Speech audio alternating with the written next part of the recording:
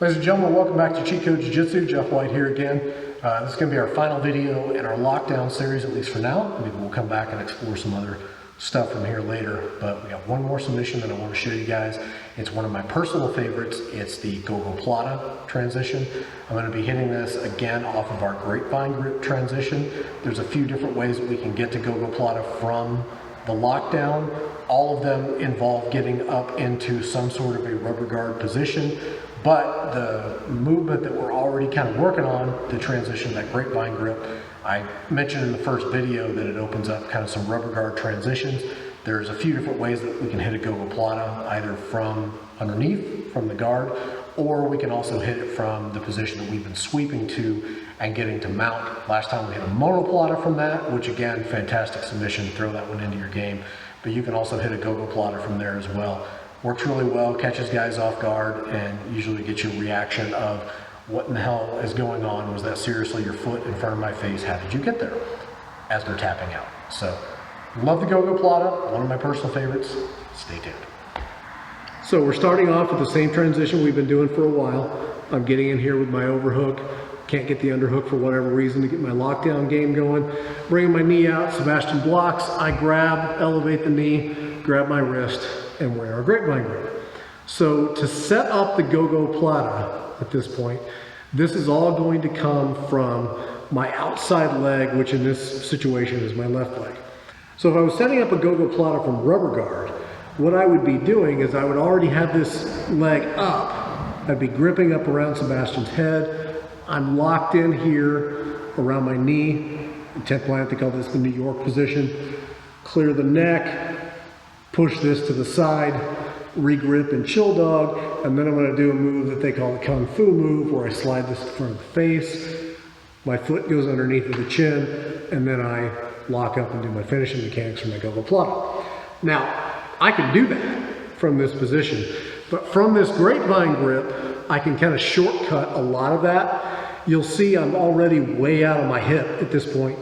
Being way out of my hip means that it's a lot easier to make the transition into rubber guard stuff, and I can actually bypass a lot of those moves that we just did. So what I'm going to do is I'm going to shrimp my hips out just a little bit to create a little bit of extra room. And then this foot, here's the mistake that a lot of people make. They try to bring this foot up this way, up the back. You're not going to make the rubber guard work unless you've got just some disturbing flexibility, which even I don't have, frankly. The better way to do it, especially if you're low flexibility, is rather than bringing the foot up here and trying to make it work like that, instead keep this bent and bring the knee up to the shoulder. Okay? As I'm bringing the knee up to the shoulder, I'm kind of releasing the overhook a little bit so I can pull this arm out.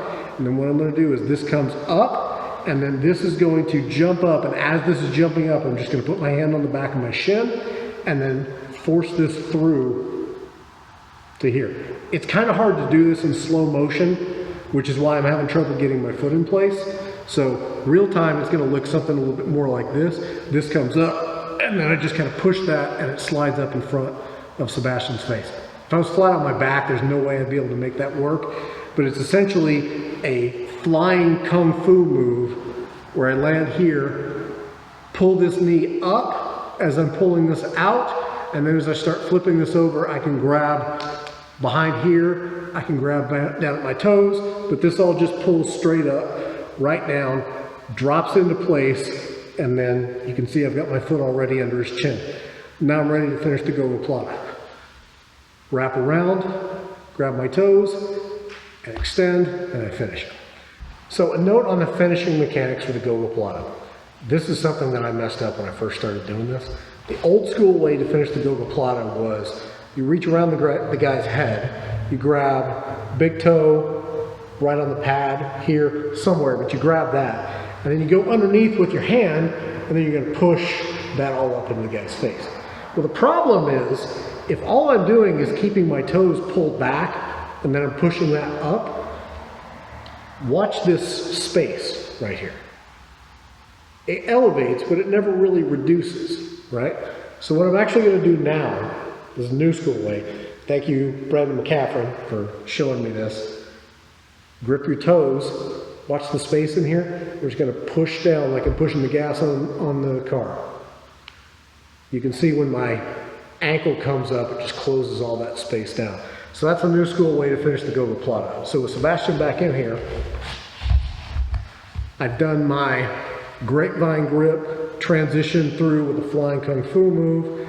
That lands right there, goes underneath of his chin. I reach then around his head, I grab the toes, and then all I'm gonna do from here is just extend my foot, bring my ankle up, and I get the tap. That's from guard. So we've done our grapevine grip sweep to get up into mount, and I'm in my position here where I've got the overhook, I've got the stuff. In our last video, we were making the turn to get to monoplata. I'm gonna do a similar setup to that to get to my mounted Gogoplata as well, and then I wanna kind of turn that corner and I wanna pull this up. But now what I'm gonna do is rather than immediately falling off to the side, like I'm gonna do for a monoplata, I actually want to bring Sebastian a little bit more up and over. So right now, his shoulders are kind of at a 45-degree angle. I really would rather his shoulders be at 90 degrees, if not even just tilted slightly even farther over than 90 degrees. Because I've got to clear some room here to get my foot around his face to finish the Gogoplata. And from here, if I try to do it right now, I have to make that space up by actually rotating my hips around his arm. If, on the other hand, I drag his body to me, I can shorten that distance up significantly. So from here, I'm gonna grip, and I'm actually gonna pull him up and then take that space away. Let's rotate that. Okay, so I'm taking that space away. From here, I'm leaning just like I was doing with our monoplata in the last video, but now I've already got the neck cleared right here, so I'm just gonna karate chop down, grab my foot, pull through, and I'm actually trying to pull my foot all the way down to the mat, if I can, in front of his face.